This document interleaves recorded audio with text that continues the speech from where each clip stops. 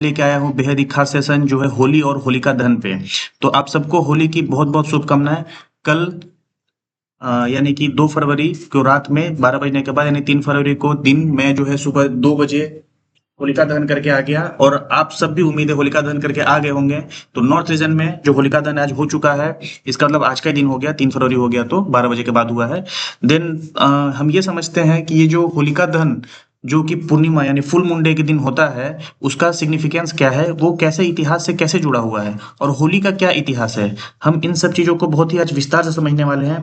तो नमस्कार दोस्तों, आज हम जानेंगे होलिका दहन के पीछे की पूरी पौराणिक कहानी, अहंकार बनाम भक्ति की अद्भुत गाथा। तो यह कहानी है हिरण्यकश्यप की कहानी। आप देख सकते हो हिरण्यकश्यप की कहानी मैं बताने वाला हूँ जो कि जुड़ा हुआ है होलिका दहन से। ठीक है, तो बहुत समय पहले दैत्यों का एक शक्तिशाली राजा था हिरण्यकश्यप। आप ये देख सकते हो, ये देखो ये हिरण्यकश्यप राजा हुआ करता था और ये प्रहलाद जो है इसका बेटा था। ठीक है, तो बहुत समय पहले दैत्यों के एक शक्तिशाली राजा था हिरण्यकश्यप। उसने भगवान ब्रह्मा की कठोर तपस्या की थी और उसने एक वरदान प्राप्त किया था। वरदान यह था कि वह ना मनुष्य से मरेगा, ना पशु से, ना दिन में ना रात में, ना घर के अंदर ना बाहर, और ना किसी अस्त्र से ना किसी शस्त्र से। तो इस वरदान से हिरण्यकश्यप जो है अत्यंत घमंडी हो चुका था कि मैं तो कहीं मर ही नहीं सकता हूँ। तो इसने आदेश दिया कि पूरे राज्य में केवल उसी की पूजा होगी, क्योंकि अब अपने आप को भगवान समझने लग गया था और भगवान विष्णु की पूजा अब नहीं होगी। ठीक है, लेकिन इनका जो बेटा था भगवान विष्णु का बहुत ही बड़ा भक्त था। तो अब क्या था कि जो इसका बेटा का नाम प्रहलाद था।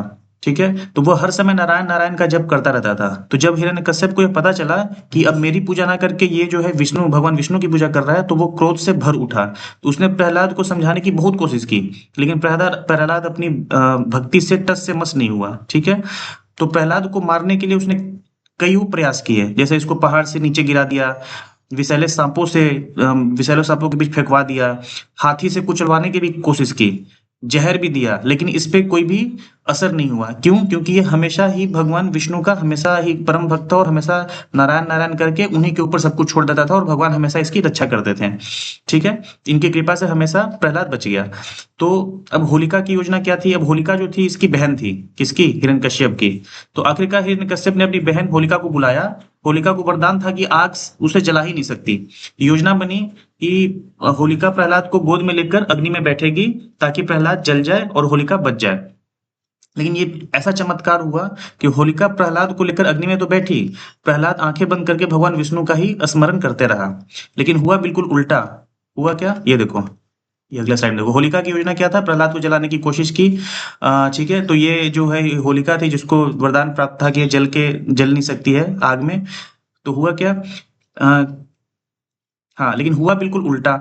होलिका जलकर भस्म हो गई और प्रहलाद सुरक्षित बच गया, क्योंकि होलिका ने अपने वरदान का दुरुपयोग किया था और प्रहलाद सच्ची भक्ति में लीन था। यही घटना आज होलिका दहन के रूप में मनाई जाती है, यानी victory of good over evil. ठीक है, तो आप ये देख सकते हो, तो ये विष्णु की कृपा थी, तो भगवान विष्णु का भक्त था, तो प्रहलाद सुरक्षित और होलिका जलकर भस्म हो गई। तो अभी देखो फिर इसके बाद क्या हुआ। तो होलिका की मृत्यु के बाद भी हिरण्यकश्यप का क्रोध शांत नहीं हुआ। उसने प्रहलाद से पूछा, इसने एक दिन प्रहलाद से पूछा कि तुम्हारा विष्णु है कहाँ? मतलब विष्णु भगवान के बारे में पूछा कि विष्णु है कहाँ? तो प्रहलाद ने कहा कि कण कण में भगवान, यानी भगवान हर जगह है। तो क्रोधित होकर हिरण्यकश्यप ने स्तंभ पर प्रहार किया। एक स्तंभ वहां पे जो उनका राजमहल था उनमें स्तंभ था, उस पर प्रहार किया और उसी स्तंभ से प्रकट हुए भगवान विष्णु के नरसिंह अवतार, जिसको भगवान नरसिम्हा जिनको बोलते हैं। आधा मनुष्य थे और आधा ये क्या थे? ह्यूमन थे, यानी आधा आदमी और आधा सिंह थे। ठीक है, यानी आधा आधा जानवर और आधा मनुष्य थे। तो अब जैसे कि इसको वरदान प्राप्त था, मैंने आपको बताया था कि वरदान प्राप्त क्या था कि ना वो मनुष्य से मरेगा, ना पशु से, ना दिन में ना रात में, ना घर के अंदर ना बाहर, और ना किसी अस्त्र से ना किसी शस्त्र से। लेकिन ये आधा मनुष्य और आधा पशु से, तो वरदान था आधा ये मनुष्य से मरेगा या पशु से। ठीक है, नहीं मरेगा, मनुष्य मनुष्य से भी नहीं मरेगा और पशु से भी नहीं मरेगा, लेकिन आधा मनुष्य आधा पशु होने के कारण जो इनको मार देते हैं। ठीक है, तो ठीक है, तो और उसी समय पे हाँ, तो अब मैं आपको बताता तो अपने हाँ, तो उन्होंने संध्या समय चौखट पर अपने नखों से हिरण्यकश्यप का वध कर दिया। आप देख सकते हो, अपने नाखून से हिरण्यकश्यप का पूरा जिस्म फाड़ दिया और इस प्रकार ब्रह्मा के वरदान की सभी शर्तें पूरी भी हो गई। ठीक है, तो दोस्तों यह कहानी हमें सिखाती है अहंकार का अंत निश्चित है।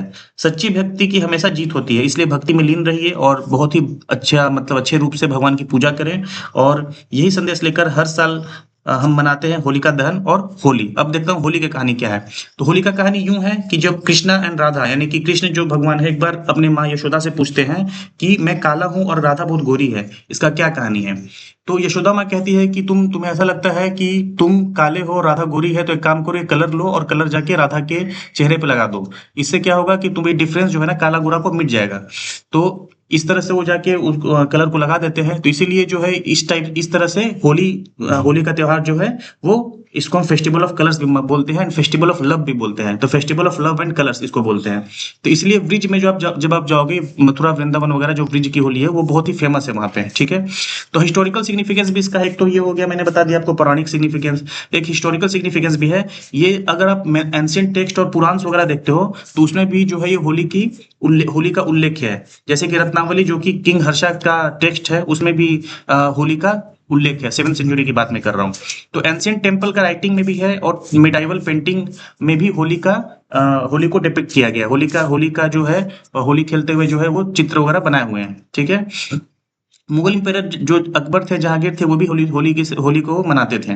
तो it means Holi has been celebrated for over 1500 से, मतलब 2000 साल पहले से होली जो है चलते आ रहा है, ठीक है।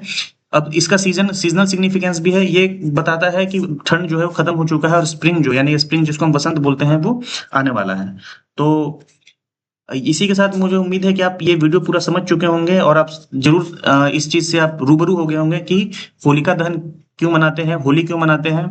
और तो इसी के साथ चैनल को लाइक, शेयर एंड सब्सक्राइब करें। और आगे भी ऐसे ऐसे इन्फॉर्मेशन के लिए हमें कमेंट में जरूर बताएं, और कैसा लगा आपको वीडियो जरूर हमें फीडबैक दें, ताकि हम और वीडियो को अच्छा कर सके। आपका फीडबैक हमारे लिए बहुत ही महत्वपूर्ण है। तो इसी के साथ मैं वीडियो को यहीं पे खत्म करता हूँ। तब तक के लिए happy Holi and thank you and all the best.